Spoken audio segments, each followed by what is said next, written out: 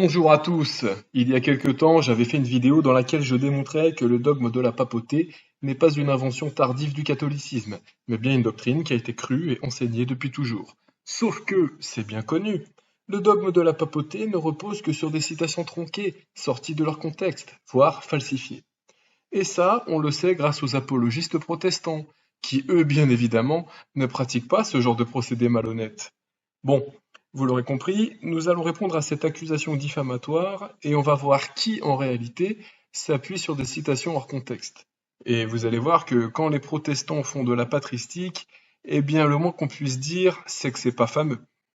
Alors, la réfutation que je vous propose va se faire en 2 vidéos d'environ 30 minutes chacune.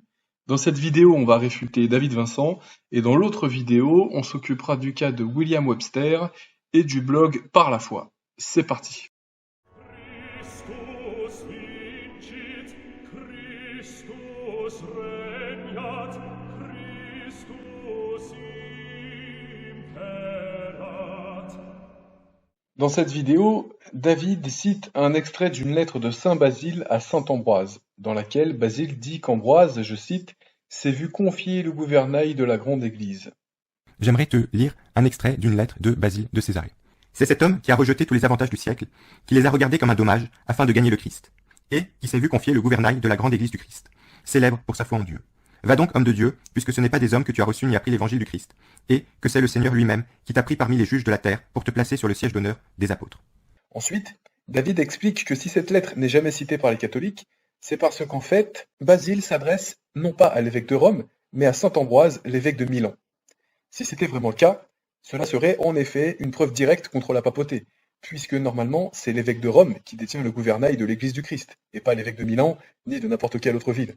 En effet, l'évêque de Milan détient le gouvernail de l'église de Milan, mais pas du monde entier. Donc effectivement, d'après cette citation, soit l'évêque de Rome n'est pas le chef de l'église universelle, soit tous les évêques ont la même primauté que le pape. Mais dans tous les cas, la papauté est fausse. Alors moi personnellement, ce qui me trouble quand j'écoute son argument, c'est que personne, sauf erreur de ma part, ne s'en est jamais servi contre la papauté. Donc maintenant, la question qui se pose, c'est qu'est-ce que désigne l'expression la grande église du Christ? Cette grande église dont Basile parle, est-ce que c'est l'église universelle ou bien l'église de Milan? Dans sa vidéo, David recommande de lire les citations ou les extraits de lettres dans leur contexte. Donc pour s'en assurer, suivons sa recommandation et lisons cet extrait de lettre dans son contexte. Par chance, j'ai réussi à retrouver l'ouvrage que David utilise dans sa vidéo. Et c'est avec cet ouvrage qu'on va le réfuter. Donc, lorsque l'on prête attention au contexte, on s'aperçoit que cette grande église du Christ, c'est bien l'église de Milan, dont Ambroise était l'évêque, ville qui à cette époque était la capitale de l'Empire romain, ce qui peut donc également expliquer l'hyperbole utilisée par les expressions grande église. Je cite, « Dieu a de nos jours tiré Ambroise de la cité royale, Milan donc, le commandement de tout un peuple, le peuple milanais. » Autre indice, ici Basile fait la louange d'une église qui est célèbre pour sa foi en Dieu. Mais célèbre aux yeux de qui? Des païens? Certainement pas, ça n'aurait pas de sens. Mais aux yeux des autres églises, là ça a du sens. C'est l'église de Milan qui est célèbre pour sa foi en Dieu, à cette époque où l'hérésie arienne faisait des ravages en Orient. Et à la fin du passage que David a souligné, il y a une note où l'auteur de l'ouvrage qui a traduit cette lettre précise que ce long préambule de Basile se justifie par les circonstances qui entourèrent l'élection d'Ambroise à l'épiscopat. Circonstances plus que délicates, car le peuple milanais était incapable de s'accorder sur le choix du successeur de leur évêque qui venait de mourir, sans générer un trouble à l'ordre public, raison pour laquelle Ambroise fut envoyé à Milan par le préfet de l'empereur. Il suffisait de lire la note pour comprendre que cette grande église est l'église de Milan. Mais il y a aussi 2 autres traductions qui sont disponibles. Celle du protestant Philippe Schaff, qui lui aussi indique que cette lettre est écrite lorsqu'Ambroise venait d'être nommé évêque de Milan.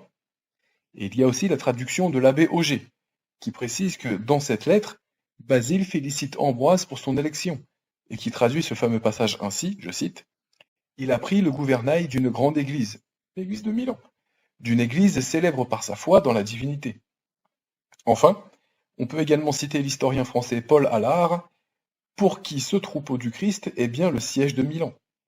Voilà donc, en prenant en compte le contexte, le fameux contexte, on constate que David n'a rien compris au passage qu'il cite, tout en reprochant aux catholiques de citer des passages hors contexte. Ensuite, David parle du schisme d'Antioche dont Basile a été témoin, et qui fut très concerné par cette affaire. Donc très brièvement, Il s'agit de deux évêques orthodoxes qui prétendaient à la gouvernance de l'église d'Antioche. Et selon David, cette affaire serait une preuve que saint Basile et les chrétiens orientaux de son époque ne reconnaissaient absolument pas la primauté du pape. Or, ce qui est particulièrement intéressant, par exemple à l'époque de Basile, c'est qu'il y avait deux évêques orthodoxes à Antioche. L'un était reconnu par l'évêque de Rome, il s'appelait Paulin, et l'autre, qui s'appelait Mélès, était reconnu par les évêques orientaux. Or, les évêques orientaux ne se sont jamais soumis à la décision de l'évêque de Rome. Bien au contraire, c'est même Mélès qui a présidé le deuxième concile œcuménique, le concile de Constantinople, dont je t'ai parlé en introduction. C'est donc bien une preuve qu'à cette époque, les pères orientaux ne reconnaissaient absolument pas ce que l'on appelait aujourd'hui la papauté. Pour prouver ce qu'il avance, David a donné une liste d'arguments dans une autre vidéo. Et autant vous dire que pour chaque argument qu'il donne, il y a une bourde de commise. Voyons cela avec son premier argument. David commente une discussion qu'il a eue sur Facebook avec un catholique qui lui a cité la lettre 69 dans laquelle saint Basile dit à saint Athanase qu'il a l'intention de faire appel au pape pour faire entendre sa cause et fait deux remarques.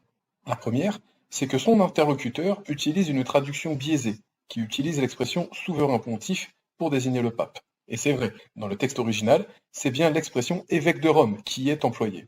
Et ça, David le prouve en faisant valoir la traduction des lettres de l'abbé Yves Courtonne, que David revendique en la qualifiant de vraie traduction. Donc regardez bien la traduction qu'il propose et à côté une vraie traduction. Notez qu'il est important que David revendique l'autorité de cet auteur, car c'est avec ce même auteur que nous allons réfuter David de long en large. Deuxième remarque, David conteste le fait que Basile n'ait fait appel qu'à l'autorité du pontife romain. Donc déjà, on a une citation de quelques lignes qui est déformée. Surtout, après, ce qui est totalement faux, c'est son commentaire. Pourquoi consulter Rome et pas une autre autorité? Et là, en fait, ça illustre exactement le problème. C'est-à-dire qu'en fait, il a isolé une seule lettre et il essaye de nous faire croire que Basile s'en remet à l'autorité de l'évêque de Rome. En fait, pas du tout. Je rappelle que donc j'ai fait le compte dans les différents livres. Donc il y a 3 livres de correspondance. Et en fait, pour les 3 premiers sièges, il écrit environ 8 lettres au siège d'Alexandrie, 8 lettres au siège d'Antioche et seulement une lettre au siège de Rome. Donc on voit que ici, le pape n'est absolument pas l'autorité reconnue par Basile. Au contraire, il écrit au pape, il écrit à l'évêque de Rome parce qu'il écrit à tous les évêques des principaux sièges. Mais si on compare le nombre de lettres, c'est une seule lettre pour l'évêque de Rome contre 7 ou 8 lettres pour les autres évêques d'Antioche et d'Alexandrie. Pourtant, ce qui se passe quand on lit cette lettre 69, c'est que la raison qui pousse Basile à faire appel au pape, c'est que, je cite, « celui-ci pourrait s'occuper lui-même de cette affaire en usant de sa pleine autorité ». Et que fait remarquer l'abbé Courtonne, que David revendique, que Basile reconnaît ici la souveraineté du pape. Alors David dit qu'il a fait le compte des lettres que Basile a envoyées aux différentes églises, et qu'il en a envoyé bien plus aux évêques d'Orient et d'Occident qu'au pape. Mais justement, l'abbé Courtonne l'a fait cette recension. Et en plus d'avoir lu et traduit toutes les lettres de Basile dans l'ouvrage dont David parle, il a aussi, dans un autre ouvrage, classé ces lettres et il les a commentées après en avoir étudié scrupuleusement le contexte. Donc là, je vous mets le sommaire, et vous voyez en bas à droite, au chapitre 3, que l'abbé Courtonne a consacré un chapitre entier aux lettres relatives au schisme d'Antioche et aux appels à l'Occident. Il est donc bien placé pour savoir que Basile a écrit à différentes églises, certes, pourtant, il considère que la lettre 69 à saint Athanase est une preuve papale. Donc il n'y a pas de citation tronquée, hors contexte ou encore falsifiée. Bon, là, rien qu'avec ça, je pourrais m'arrêter ici, mais on va continuer, on va voir les autres arguments. Car en plus de nier la preuve papale de la lettre 69, David conteste aussi le commentaire que fait le Dictionnaire de théologie catholique au sujet de cette lettre. Et quel est son argument? Il s'agit en fait de 2 lettres envoyées à saint Athanase, évêque d'Alexandrie. La première, la lettre 66, dans laquelle Basile aurait dit que l'église d'Antioche est en quelque sorte la mère de toutes les églises de la terre, et la deuxième, la lettre 80, où Basile dit à Athanase que son patronage est l'unique consolation qu'il reste aux orientaux. Alors, pour la lettre 66, c'est vrai qu'on a l'impression, en lisant ce passage, que Basile donne à l'église d'Alexandrie une importance identique à celle de Rome, puisqu'il dit qu'Antioche est ce qu'il y a de plus vital pour les églises de toute la terre. Et David Vincent dit que l'abbé Courtonne reconnaît lui-même dans ce passage que Basile n'accorde pas plus de primauté à Rome qu'aux autres églises, bien au contraire. Alors là, on voit du coup que cette citation est tout simplement fausse, puisque Basile écrit à l'évêque de Rome comme il écrit à l'évêque d'Antioche et à l'église et à l'évêque d'Alexandrie, et qu'il ne leur accorde pas plus d'autorité. Au contraire, l'éditeur catholique des lettres de Basile reconnaît même le contraire. Sauf qu'en réalité, l'abbé Courtonne ne commente pas ce passage. Il ne donne pas son avis sur ce passage que David a surligné, il ne reconnaît rien du tout. Par contre, dans son autre livre, page 256-257, il commente brièvement le passage en question en disant, je cite, « C'est peut-être pour intéresser plus sûrement Athanase aux affaires d'Antioche que Basile exagère l'importance, très grande d'ailleurs, de la chrétienté antiochienne. » Donc là, l'abbé Courtonne ne reconnaît absolument pas ce que prétend David. Il explique seulement que Basile exagère l'importance de l'église d'Antioche afin de gagner l'aide d'Athanase. Et d'ailleurs, l'auteur explique juste après la raison pour laquelle Basile fait appel à Athanase. Je cite, « Avec cette lettre 66, commence entre Basile et Athanase une correspondance où nous voyons Basile supplier à plusieurs reprises Athanase d'intervenir auprès du pape en faveur de Mélès. Basile était bien inspiré en choisissant Athanase comme médiateur entre les évêques d'Orient et ceux d'Occident, en particulier entre lui-même et le pape Damase, dont Athanase était très agréé. Basile, qui était persuadé que l'aide des Occidentaux était une nécessité dans sa lutte contre les Ariens, ne pensait pas non plus qu'il pouvait, à lui seul, mettre fin au schisme d'Antioche, mais qu'il lui fallait recourir à la pleine autorité du chef de l'Église universelle. Donc, ce que dit l'abbé Courtonne, c'est que si Basile en appelle à Athanase, c'est pour que celui-ci en appelle au pape, parce qu'Athanase était très agréé auprès du pape. Et pourquoi en appeler au pape? Parce que Basile était persuadé qu'il lui fallait recourir à la pleine autorité du chef de l'Église. Donc là encore, David se gourre complètement. Ensuite, l'abbé Courtonne poursuit, je cite, « Le recours à l'Occident, et plus spécialement au pape, fut dès le début de son épiscopat la grande pensée de saint Basile. Cette idée devait marquer jusqu'au bout l'orientation de ses efforts pour la paix et pour l'union. » Donc là, l'auteur cite l'abbé Gustave Bardi, qui a contribué à la rédaction de l'Histoire de l'Église, dirigée par Fichet-Martin. Et ce que nous dit l'abbé Bardi, c'est que l'expression employée par Basile au sujet d'Antioche dans la lettre 66 désigne évidemment l'Orient, et non pas le monde entier. Et ça, c'est quelque chose que confirme l'historien Louis Duchesne, qui dit, je cite, « Antioche était aux yeux de Basile devenue la mère église de l'Orient. » Même chose pour l'historien français Pierre Batifolle, dans son ouvrage « L'ecclésiologie de saint Basile », commentant la lettre 66. Et, concernant les appels des orientaux à l'église de Rome, l'abbé Bardi y voit une pratique ancienne, ainsi qu'une preuve de la primauté de juridiction du pape. Je cite, « Les orientaux étaient impuissants à mettre fin au schisme d'Antioche, et nul parmi eux n'avait l'autorité suffisante pour faire prévaloir une décision. Ils songèrent à s'adresser à l'Occident et à demander à Rome la solution de leurs difficultés. Naguère, Athanase, chassé d'Alexandrie, avait trouvé refuge auprès du pape Jules, et celui-ci l'avait réhabilité en vertu de son autorité apostolique. Ne devait-on pas imiter cet exemple et recourir une fois de plus à celui-là seul qui est le chef de l'Église universelle? Telle fut dès le début la grande pensée de saint Basile, et ce fut à Athanase que Basile s'adressa tout d'abord, car nul n'était mieux désigné que lui pour servir de médiateur entre l'Orient et l'Occident, et qu'il était dans les meilleurs termes avec le pape Damase. Enfin, on peut citer l'historien Paul Allard, qui ne dit rien de différent. Ses lettres envoyées à Athanase, la lettre 69, et au pape, la lettre 70, sont une preuve de la soumission de Basile à l'Église romaine, qui par le passé a bien des fois déjà secouru les orientaux. Donc non, Basile ne dit pas que Antioche est la mère de toutes les églises, mais uniquement des églises orientales. Et si Basile en appelle à Athanase, ce n'est pas pour que celui-ci use de son autorité pour résoudre le problème, mais c'est uniquement afin que Athanase intercède auprès du pape, qui lui seul, de par sa primauté, peut mettre un terme au schisme d'Antioche. Et ça, on l'a prouvé en citant l'abbé Courtonne, mais aussi d'autres auteurs qu'il cite dans la bibliographie de son livre, à savoir l'abbé Bardi et l'historien Louis Duchesne. Voyons maintenant une autre objection de David qui est assez étrange.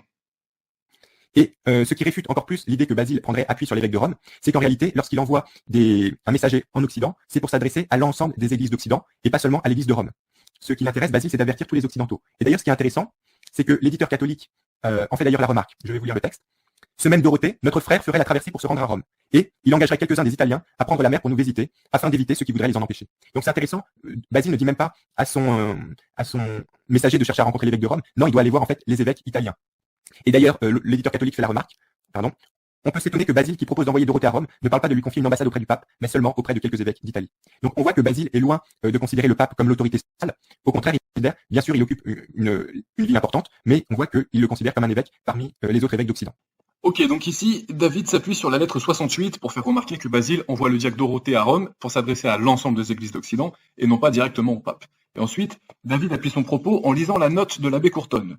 Sauf que dans cette note, dans la partie que David a surlignée, auprès de qui Basile envoie Dorothée? À l'ensemble des églises d'Occident? Non, auprès des évêques d'Italie. Et qui sont ces évêques d'Italie? Eh bien, d'après l'abbé Courtonne, ce sont les légats du pape, ses représentants.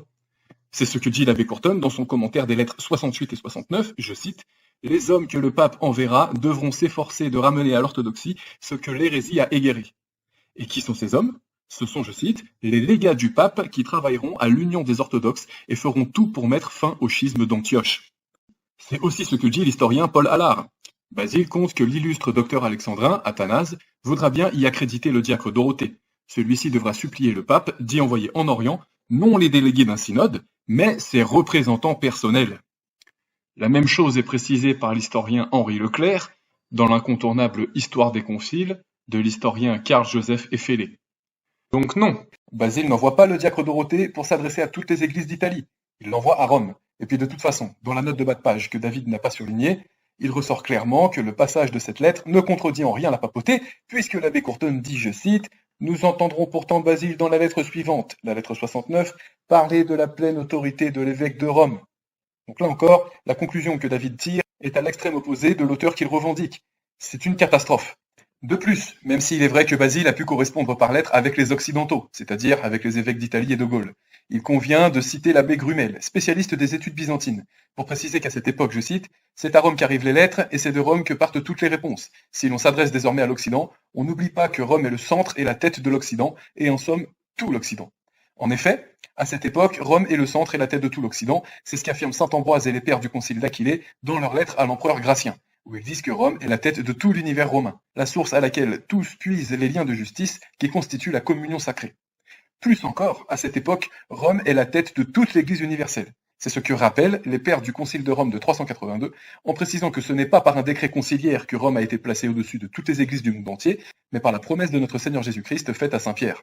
Et ça, c'est un document qui est cité par l'auteur schismatique anglican Edward Giles dans son livre « Document illustrant l'autorité papale ». Ensuite, David parle de la lettre 215 à Dorothée, où Basile critique sévèrement le pape Damas. Avec un homme sage, son entretien serait entouré d'égards et très apprécié. Mais avec un personnage orgueilleux et hautain, dont le siège est placé à je ne sais quelle hauteur, et qui pour cette raison ne peut entendre ceux qui, de la terre, lui disent la vérité, de quelle utilité serait pour les intérêts communs l'entretien d'un homme tel que lui, dont le caractère est étranger, à une flatterie indigne d'un être libre. Et en fait, le personnage orgueilleux et hautain dont il est question, comme le reconnaît l'éditeur catholique, en fait c'est le pape Damas que Basile désigne ainsi. Et donc en fait, Basile de Césarée reproche justement au pape Damas d'être orgueilleux, hautain et de ne pas écouter les autres. Donc on voit que Basile ne se tourne absolument pas vers lui comme pour lui faire confiance ou pour attendre de son secours, mais il dit en fait c'est inutile de discuter avec lui, parce que la personne qu'il voulait envoyer c'était en fait son frère, Grégoire de Nice, et ce qu'il explique, c'est inutile d'envoyer Grégoire de Nice discuter avec Damas, justement parce que Damas est trop orgueilleux et hautain pour écouter les autres. Donc on voit que Basile, sur ce point-là, est assez clair. Donc là, David a lu la lettre, et quelle est sa conclusion? Que Basile reconnaît ici qu'il est inutile d'en appeler au pape pour régler le problème. Sauf que c'est faux. Justement, en lisant le contexte un peu plus haut, on voit que c'est dans son intention d'envoyer Grégoire de Nice, puisqu'il espère que celui-ci voudra bien faire la traversée de la mer pour aller voir le pape.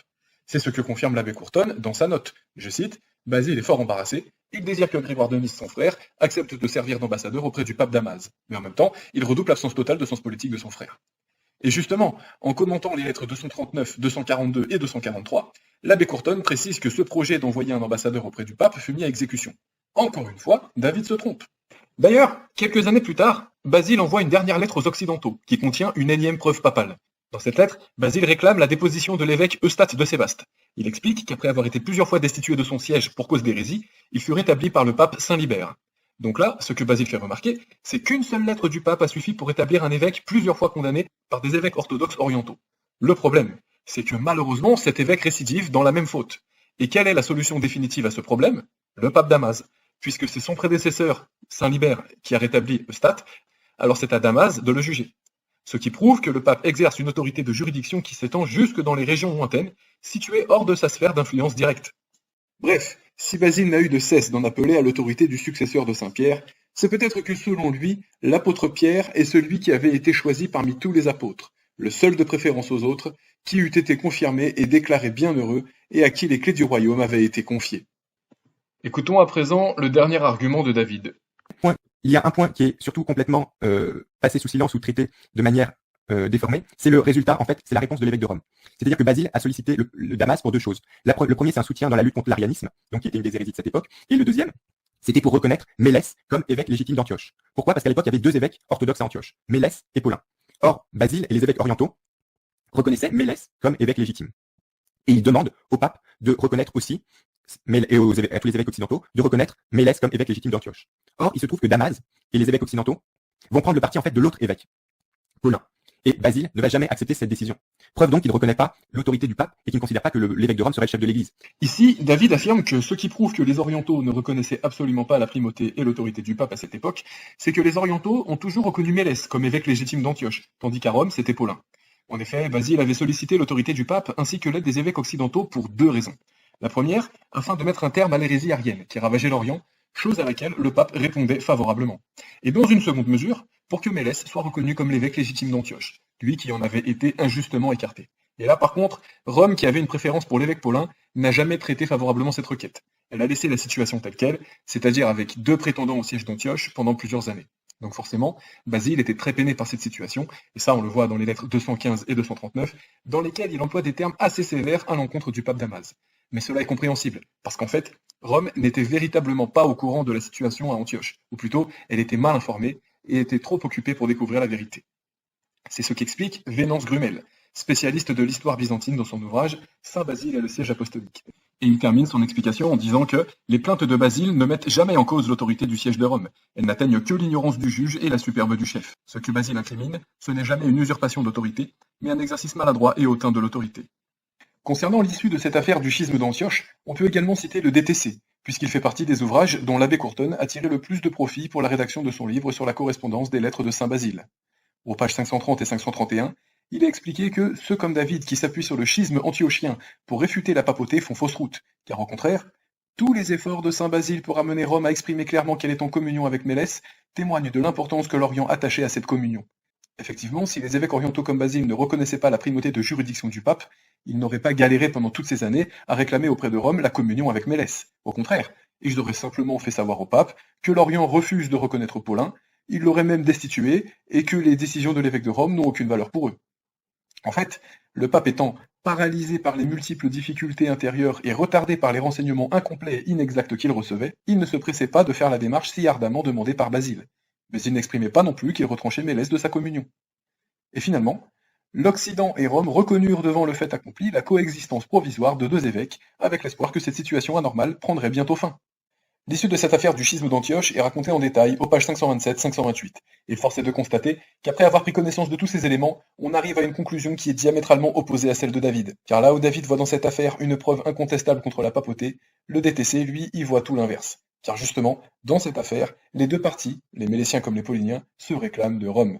Saint Épiphane de Salamine, Saint Ambroise de Milan, Saint Jérôme de Stridon, les deux Saint Grégoire, Saint Basile, Saint Cyril de Jérusalem et Saint Jean Chrysostome, tout cela prennent parti et agissent auprès du pape. Jamais la juridiction du siège romain n'a davantage été reconnue et sollicitée. Donc David Vincent s'est appuyé sur les ouvrages de l'abbé Courton pour appuyer sa position antipapiste. Sauf que l'abbé Courton, comme on l'a vu, ne tient absolument pas la position de David, au contraire, puisqu'il voit dans la lettre 69 une preuve papale, et je rappelle que certains auteurs que j'ai cités pour réfuter David sont des auteurs qui sont cités dans la bibliographie de l'abbé Courton. Et puisqu'il se trouve que David aime s'appuyer sur des historiens catholiques dans ses démonstrations, eh bien on pourrait continuer à citer des historiens catholiques, comme Joseph Tixeron, qui affirme que la primauté de juridiction des successeurs de Saint-Pierre était bel et bien admise en Orient au IVe siècle. Alors, bien entendu, il existe en sens contraire d'autres historiens non catholiques qui ne tiennent pas cette position. Par conséquent, ce que l'on va faire pour clôturer le sujet, c'est citer des historiens orientaux des IVe et Ve siècles, qui ont vécu pendant et après le schisme d'Antioche. Et on va voir ce qu'ils ont à dire sur le sujet. Socrate relate qu'à la moitié du IVe siècle déjà, seulement 10 ans après le concile de Nicée, il était interdit de prendre des décisions contraires à celles du pape, et que celui-ci avait le pouvoir de rétablir sur leur siège des évêques orientaux qui avaient été déposés. Sosomène, qui dit que Pierre est le chef des apôtres, il faut le savoir, précise que si le pape avait ce pouvoir, c'est qu'en vertu de son siège, le soin de tous lui appartient, et que la loi de l'Église déclare nul tout ce qui se fait sans le consentement de l'évêque de Rome. Et enfin, il y a le témoignage de Théodoré qui est capital, car ce dernier est à la fois historien, évêque et exégète.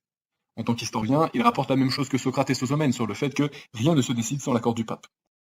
En tant qu'évêque oriental, il a fait personnellement appel à Rome après avoir été déposé de son siège. Écrivant au pape Saint Léon, il implore celui-ci d'entendre sa requête après avoir reconnu explicitement sa primauté de juridiction universelle. Ici, il y a une double preuve papale. La première, c'est la démarche de cet évêque oriental qui, bien que déjà jugé, fait appel au pape. La deuxième, c'est la déférence et l'admiration avec laquelle il s'adresse à celui-ci, ainsi que la soumission totale à son jugement. Je cite, « C'est à vous que revient la primauté, car mille avantages rehaussent votre siège. C'est Dieu lui-même qui a donné tant d'avantages à votre Église qui est la plus grande de toutes. Ce sont les apôtres Pierre et Paul qui, martyrisés à Rome, ont rendu votre siège le plus illustre de tous. Et c'est Dieu qui, maintenant encore, illustre leur trône sur lequel vous siégez aujourd'hui et de qui dépend l'orthodoxie. Cependant, j'attends la sentence de votre siège apostolique. Je supplie et j'implore votre sainteté de me secourir dans mon appel à votre tribunal juste et équitable. » Et pour mettre toutes les chances de son côté, il transmit également sa demande au légat du pape Saint Léon dans une lettre où il témoigne de l'infaillibilité du successeur de Saint-Pierre. Car ce Saint-Siège, Rome, a la préséance sur toutes les églises du monde, pour de nombreuses raisons, et surtout parce qu'il est exempt de toute tâche d'hérésie, et qu'aucun évêque d'opinion hétérodoxe ne s'est jamais assis sur son trône, mais qu'il a gardé la grâce des apôtres sans souillure. Enfin, en tant qu'exégète, Théodoret explique que la primauté et l'infaillibilité du successeur de Saint-Pierre n'est pas sortie de nulle part, mais elle vient de l'Écriture. Dans son commentaire du livre d'Isaïe, chapitre 22, verset 22, il voit dans cette prophétie une préfiguration avec Matthieu 16, 19. De même qu'en Isaïe, le Seigneur place les clés sur les épaules de son serviteur Éliakim, de même Jésus remet à Pierre les clés de sa maison, le royaume des cieux, et du coup l'établit comme son vicaire. Et plus encore, il en fait le chef des apôtres. Le premier fondement de l'Église auquel le Seigneur ordonna de fortifier ses frères et de nourrir ses brebis, la grande colonne que Jésus a fortifiée afin que l'Église ne tombe jamais. On a donc un père de l'Église orientale, évêque, historien et exégète, qui a vécu pendant et après le schisme d'Antioche et qui témoigne de la primauté romaine par l'Écriture, par l'histoire de l'Église, ainsi que par sa démarche personnelle qui a consisté à faire appel à Rome et à se soumettre à son jugement. Alors, pour en finir avec David Vincent, je ne pouvais pas laisser passer la partie de sa vidéo où, citant un passage de la lettre 189, il estime que, selon Basile, ce qui permet de trancher lors d'une querelle théologique, ce n'est pas l'autorité du pape, ni de la tradition, mais l'Écriture uniquement. Donc là, c'est une autre lettre de Basile qui explique que faire en cas de divergence doctrinale. Et regardez ce que Basile dit. Je mets l'écran. J'espère que vous voyez bien, je vais vous lire le texte. Donc, que l'écriture inspirée soit notre arbitre. Ceux chez qui l'on trouvera les dogmes en accord avec les paroles divines auront pour eux, de toute façon, le suffrage de la vérité. On voit très clairement qu'en cas de désaccord, Basile ne dit pas qu'il faut aller voir l'autorité de l'évêque de Rome, voir l'avis de l'évêque de Rome, mais voir l'autorité, qu'est-ce que dit les écritures inspirées, c'est-à-dire la Bible. Alors, pour ce qui est de l'autorité du pape, on a bien vu que Basile en a fait appel pour mettre un terme à la querelle théologique, mais aussi pour une question disciplinaire. Donc déjà, ce que dit David est faux. Et lui qui prétend avoir lu la correspondance des lettres de Basile, de l'abbé Courtonne, il devrait savoir que Basile a également fait appel à l'autorité de l'Église, à savoir le Concile. Donc encore une fois, c'est faux. Pour Basile, l'Écriture n'est pas la seule autorité permettant de trancher. Ensuite, il est important de souligner que le passage de cette lettre que David cite fait partie des preuves que les protestants utilisent pour prouver que Basile serait un parfait défenseur du sola scriptura, c'est-à-dire que l'Écriture est la seule autorité en matière de foi, ou bien la seule règle. Et c'est vrai qu'en lisant ce passage, on peut avoir l'impression que Basile est un défenseur du sola scriptura. Le théologien Matthew Erwin, par exemple, voit en lui, je cite, un champion du sola scriptura.